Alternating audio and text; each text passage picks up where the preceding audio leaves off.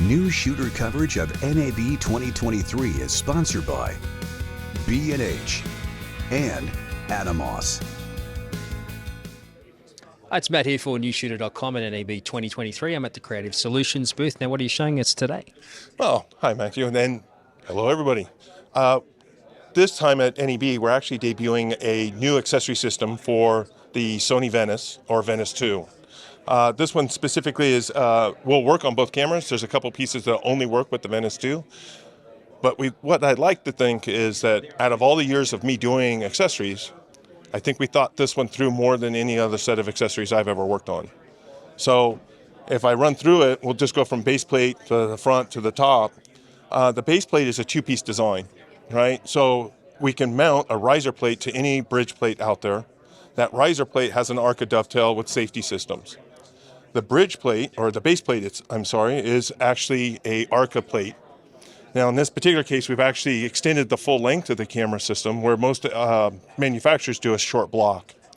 This helps in multiple situations. One, I've made it as low profile as possible, but that allows us, with that ARCA plate, to put on a shoulder pad. And we've now maintained that low center of gravity, and it allows me to slide that shoulder pad either forward or back, depending on the need of the assistant or operator.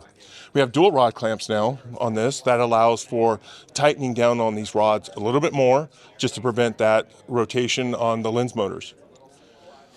We also made access points, because this camera is more modular than any other camera system out there. Sensor block comes off and you can put it into a Rialto or sensor extension mode.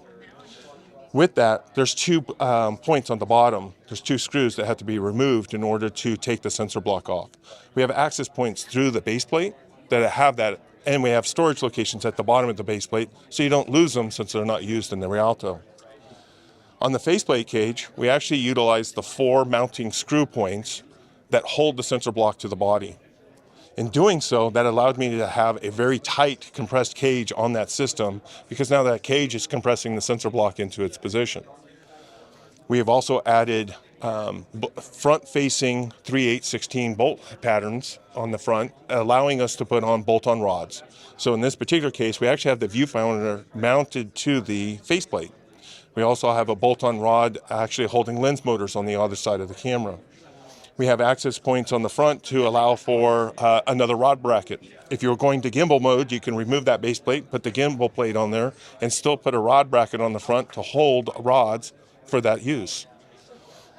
When we get to the top plate, because now I can mount the viewfinder onto the faceplate, I can also mount the viewfinder to the top plate.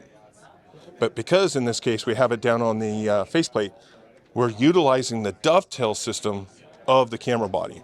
So most people have forgotten over time that dovetail was on the top of the camera. If you look at any of the other manufacturers, even wooden cameras' older design, we bolted a top plate onto the top of the camera. Now utilizing that allows me to have the lowest height of any base plate out there, because we're now sliding on that dovetail, and it gives me the opportunity to slide off all the accessories in one pass. Let's say, for instance, you're in studio mode, and now we got to move into a car. You got to sit in that back seat to get that shot over the front seat people. There's not enough height usually in the car. You can slide everything off the top of that camera, put it up on the shoulder, and get inside that car. When something's so modular like the VENICE 2 system, it must be sort of a good and a bad thing from a design point of view, coming up with these accessories, because there's a lot you have to do and there's probably a lot of obstacles to overcome. Is it challenging to do this? It's challenging, but it's a fun challenge, right? Being in the industry as long, it's been over 30 years for myself. Once you start looking at how people have used the equipment over time, having a company build a camera in such a design that is modular allows us to kind of open up that creativity. Now it's just, are we thinking of every step that is necessary? The idea that we actually thought of gimbal in the design of this was an aspect that I wanted to throw into this. Steadicam was another aspect.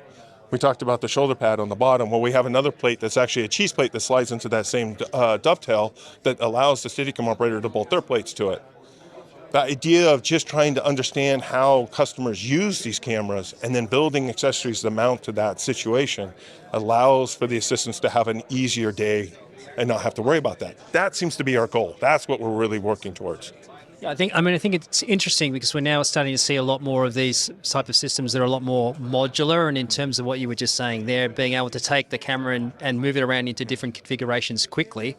Whereas in the past, we probably saw a lot of camera cages and devices that were literally sort of like bolt on, and if you wanted to change anything, get your tools out and take everything off and move it back on. So it's all about speed and flexibility.